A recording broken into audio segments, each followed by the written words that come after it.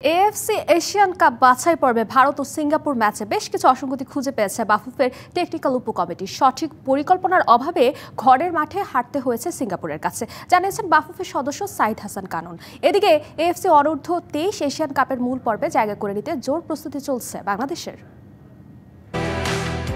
AFC Asian cup বাছাই পর্বে ভারতের সঙ্গে গোলশূন্য ড্র করে মিশন শুরু করে বাংলাদেশ, কিন্তু পরের ম্যাচে ঘরের মাঠে সিঙ্গাপুরের কাছে 2-1 গোলে হেরে যায় হামজা সুমিত্রা। এই হারের পর বাংলাদেশ ফুটবল ফেডারেশনকে পড়তে হয় তীব্র সমালোচনার মুখে। বিশেষ করে প্রধান কোচ হ্যাভিয়ার ক্যাব্রেরার কৌশল ও টেকনিক্যাল সিদ্ধান্ত নিয়ে উঠেছে নানা প্রশ্ন। খেলোয়াড় নির্বাচন, ফরমেশন ও সময়মতো পরিবর্তন না আনা, সব মিলিয়ে ক্ষোভ জানিয়েছেন সাবেক খেলোয়াড় থেকে শুরু করে ফুটবল বিশ্লেষকরা। এই প্রেক্ষাপটে এবার ভিন্ন পথে হাঁটছে বাফুফে।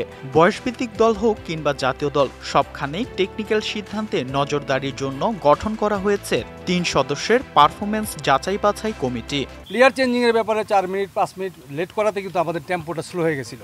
ওই সময় কিন্তু আমরা প্রেসারে ছিলাম, আমরা জিতার সম্ভাবনা ছিল, গোল করার সম্ভাবনা ছিল। সেই ক্ষেত্রে কিন্তু ম্যানেজমেন্টের আমরা ফাইন্ড আউট করেছি এবং ডিসকাস করেছি এটা নিয়ে। সেপ্টেম্বরে শুরু হচ্ছে এএফসি অনূর্ধ্ব 23 এশিয়ান কাপ বাছাই পর্ব। এই দলে থাকবেন 12 থেকে 13 জন জাতীয় দলের খেলোয়াড়। এই টুর্নামেন্টের মধ্য দিয়ে হংকং ম্যাচের আগে ভালো প্রস্তুতি দেখছেন অনূর্ধ্ব 23 দলের কোচ সাইফুল বারী টিটু। যেভাবে ন্যাশনাল টিম খেলে, এটার বাইরে যাওয়ার আমি মনে করি না যে কোনো এই মুহূর্তে এটা ঠিক হওয়ার মানে এই যুক্তিযুক্ত হবে যে যেহেতু আমরা নেক্সট হংকংয়ের সাথে খেলবো, সো আমাদের ন্যাশনাল টিমের 13 জন প্লেয়ার আছে, so we should go by that game model. Coaching স্টাফের নির্দেশনায় প্রস্তুতি চালিয়ে যাচ্ছে দল। ঢাকা ক্যাম্পে ফাহামিদুল যোগ দেওয়ার কথা থাকলেও কিউবা মিচেল যোগ দিচ্ছেন না এই ক্যাম্পে।